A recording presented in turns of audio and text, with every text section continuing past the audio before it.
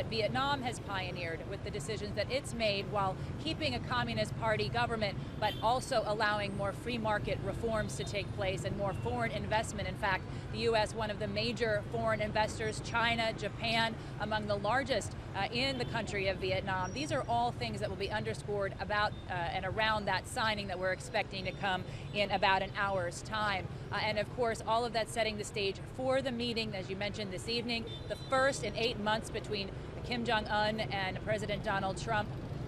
The first in 8 months to build on that all-important Singapore summit, which since then, that importance of meeting, we haven't seen a lot of concrete tangible announcements about denuclearization, about removal of economic sanctions. So the idea, of course, this evening is to advance that process, to come up with some goals and a joint statement that we expect to receive at the end of this process. Back to you, Tianwei. Thank you very much. Our own Jessica Stone coming with the White House press corps now in Hanoi. Appreciate it. As we have mentioned earlier, 2017, when Donald Trump traveled to Vietnam, he was talking about the trade and also the history with Vietnam. However, whether that is likely to be having an elevated discussion today, we're going to find out later in our program. CGTN is here to bring you all the latest. Meanwhile, there's another line of development, that is what is going on with the DPRK leader in town. We understand that there have been a lot of people talking about what about the Vietnam style for DPRK. Well, whether that is true or not, let's go to our reporter Han Peng in downtown Hanoi. Han Peng, what can you bring to us about the latest from the DPRK side?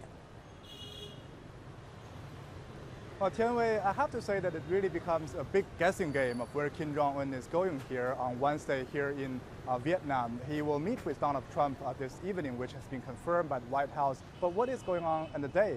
Actually, according to some South Korea media report, Kim Jong-un is likely to go to a VinFast factory, which is a Vietnam car factory east of the Vietnamese capital, which the city is called Haiphong. And he's going there to visit that car factory. It was the first domestically owned car brand here in Vietnam. And just last year, they unveiled their first made in Vietnam car. So that might be a gesture that the DPRK might be trying to get some lesson from the so-called Vietnam model. But all these are guesses. We can contribute something to the speculation of the global media. Here we can see this morning, the police has just set up these ropes along this road. And I have to say that this road is one of the most important roads leading all the way to Haiphong. And normally if they set up something like this, it is for the traffic cordon for some VIPs going through this road. And we can also see that they have already hung up all the national flags behind me. And this is the flower that was just hung up here this morning, just about half an hour ago. And I can tell you that it's still wet up there. So all these are signs that some VIPs might be going through this road. But so far, we are still looking for who is coming here. According to the schedule of Trump, he's not coming anywhere close here on Wednesday to this place. But who is coming and where Kim Jong-un is going is a big speculation for global media. And one more thing I have to say is that Kim Jong-un's first day of official visit of Vietnam will only start on March the 1st, according to what the DPRK had said. So that will be the official start of the goodwill visit of the bilateral meetings between Kim Jong-un and the Vietnamese leaders. Back to you, Tianwei. Thank you very much. Our own Han Peng here in the downtown Hanoi, following up the DPRK beat. And as we can see from our earlier reporters' reveal that there have been a lot of going on, and yet a lot of information is not made public either to the press or to the press corps that is following, for example, the U.S. President Donald Trump. However, we are here, CGTN, to bring you all the latest as we get it. And for now, let's go to some of the issues that we talked about earlier. In the 1980s, both Vietnam and the DPRK faced economic crisis, but while Pyongyang turned inward, Hanoi opened up to foreign investment and a free market economy. In hosting the summit, Hanoi also hopes to show Pyongyang, as it said, a path to prosperity. Vietnam would be able to provide many insights into economic development to the DPRK. They were at one point both cut off from the West and have been exploring approaches to prosperity. Ties between the two countries date back to 1950, when they established diplomatic relations. And in 1958, Kim Jong-un's grandfather, Kim Il-sung, paid a 6-day visit to Vietnam. He met with then-leader Ho Chi Minh, visited factories, farms, and a military school. And in 1964, Kim Il-sung made his second trip to Vietnam, visiting Ha Long Bay, now a UNESCO World Heritage Site.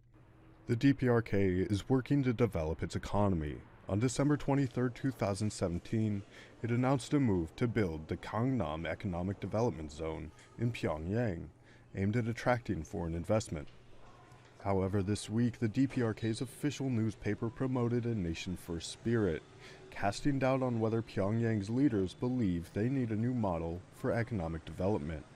But for entrepreneur Daniel Nguyen, Vietnam's openness to foreign know-how and capital has made it the place to build Trong Distillery. It's the first to make gin in Hanoi.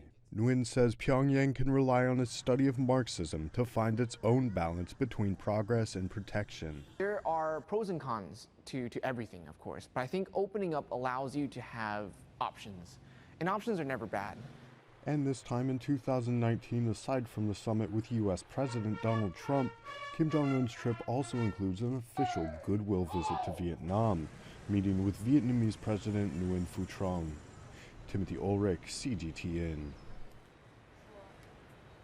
As we can see, it's not just about the DPRK and the U.S. Vietnam certainly is playing a great role in the second round. What about Vietnam's role interacting between these two countries? I'm joined here in our live studio downtown Hanoi by two guests coming both from Vietnam. Ms. Phan Chi Lan, former Secretary General and Vice President of Vietnam's Chamber of Commerce and Industry. What a pleasure to see you, ma'am. And also joining us, Nguyen Phu Trong, the researcher at Vietnam Institute for Economic and Policy Research. Welcome as well. Two generations I can see from Vietnam joining us in the studio. A lot of different angles looking at the history, for example, between Vietnam and the United States. I would go with you first. I think we had a bad history with the U.S. in the past, with the very fierce war in Vietnam. But we all agree to let bygone be bygone and normalize the relations. And since the normalization of relations between Vietnam and the U.S., the relations has been warming every year. And in particular, economic relations has been increasing a lot for the benefits of both countries. And today, we all recognize that better relations between Vietnam and the U.S. always serve best the benefits of both countries and the development of the region. Will bygone be bygone? I cannot agree more with Ms. Lan about the relationship between Vietnam and the U.S. And if you go back the time, like 30 years ago, we probably were the same as North Korea now. So I think that Vietnam as a location will offer a lot of lessons for North Korea in terms of improving the relationship with the United States. And of course, there's a big difference. North Korea is struggling with the denuclearization issue. Vietnam, of course, when you started, is more about opening up policy. Having said that, though, another thing about Vietnam and the U.S. is about trade. Both of you mentioned. TPP was the time. Remember a few years ago, Vietnam was part of it. The U.S., of course, was part of it. Now it's a very different story. How do you see that? I think it's only the matter of time that the U.S. would need to come back to the ASEAN Pacific as but the time really matters. Sure, for sure. But I mean, like at least now the U.S. under President Trump, he is not for now enter the CPTPP, the trade, the alternative trade package that Vietnam already a member. Right. But I think in the future, probably the U.S. if they really want to to have policy at regard to better commercial links with the ASEAN Pacific, then they would need to come back to the country in the region, including Vietnam. Here's the thing: how is Vietnam, according to your thinking, like to approach the United States? Would that be more about bilateral, or would that be more of a bargaining power when you're becoming part of the ASEAN and discuss with the United States, which is making you more powerful? We wish to enhance both bilateral relations with the U.S. and the multilateral relations with the U.S. Yes. within the framework of ASEAN that Vietnam is a member, as well as CPTPP and the region in relation with the U.S. I see. And now we have this summit between the DPRK and the United States. Vietnam is the host country. To what extent can Vietnam be this go-betweener? Because Vietnam is quite a new kid on the block when it comes to issues about denuclearization, isn't it? So to what extent can Vietnam really push the two sides together? Through what kind of methods, what kind of format, what kind of skills? What do you think? I think, of course, Vietnam, cannot play a lot of, a greater player in the region in terms of denuclearization, because we have the 6 parties talk already. Vietnam is not, actually it's not a big country. But Vietnam as a location offer a lot, a lot of meaningful lessons, not only for North Korea, but also in terms of denuclearization, but also in terms of how to improve the relationship with the West. So at first, like I said before, 30 years ago, we had a problem with the Cambodian invasion, which make Vietnam become blocked by the other countries. And secondly, we from then, when we have economic liberalization, we improve a lot of relations with other countries in the region and with the West. So North Korea can actually learn from that. And when North Korea become more prosperous, it's better for them to start the denuclearization process. On the one hand, of course, there are different interpretations about history. I want to note here because we're having a very different international audience watching our program. Having said that, though, I mean, there are different versions of development path. China is one, reform and opening up. We just celebrated 40 years ago. And Vietnam certainly is a very similar one. But when it comes to the DPRK already at this stage, causing the controversy, what's next is really, in a way, mind-boggling. And therefore, would all countries be able to push for political and economic ties with DPRK under the current UN sanction? That's a big question mark. I think Vietnam is one of the countries that Korea can learn the experience, not only on the reform of the economic system or institution, but also on the reconciliation of relations with our own foes.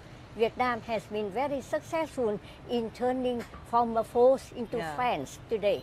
So Korea can learn from Vietnam on that as well. There are many examples that DPRK can share. There are also many different development paths that the DPRK can certainly feel inspirations from. Meanwhile, the U.S. as well, the importance for peace. Thank you so much for the two of you for joining us. Once again, we have Phan Chi Lan and also Nguyen Phu Trong. Really appreciate it. And that is all from us for now, for this hour from Hanoi, our special studio here in downtown city. We will hand things back over to Beijing for further discussions of what we can expect from today's historic meeting. Over to you, Dongning. Thank you very much, Tianwei. And indeed, we're going to have further discussions into the summit. And that was Tianwei, she, and also some of our reporters being sent to Hanoi. We'll keep covering the whole event and send us more coverages on that on the DPRK US summit. All right, for now, we'll be having a short break and be back with more. The stakes could not be higher. For U.S. President Donald Trump, a foreign policy triumph is on the line. And for the DPRK leader Kim Jong-un, his country's security and economy. Will there be a breakthrough this time around? For special coverage of the second DPRK U.S. summit, CGTN sent senior correspondents to Vietnam. From February the 26th to 28th, stay with CGTN, live from Hanoi. Right, we are now joined in the Beijing studio by Mr. Rong Ying from China Institute of International Studies and also Mr. Harvey Zodin from Legal Advisor in the Carter Administration for further discussion about this very important summit that is going to happen very soon in these 2 days. Welcome, both of you gentlemen for joining us in Global Watch. We'll start with you, Mr. Rong. Although we saw actually no major achievements, no major results coming from the first round of talks in Singapore last June. That was mainly about exchange of pleasantries, smiles and handshakes, etc., etc. But there was something out of expectations coming out of that round of talks.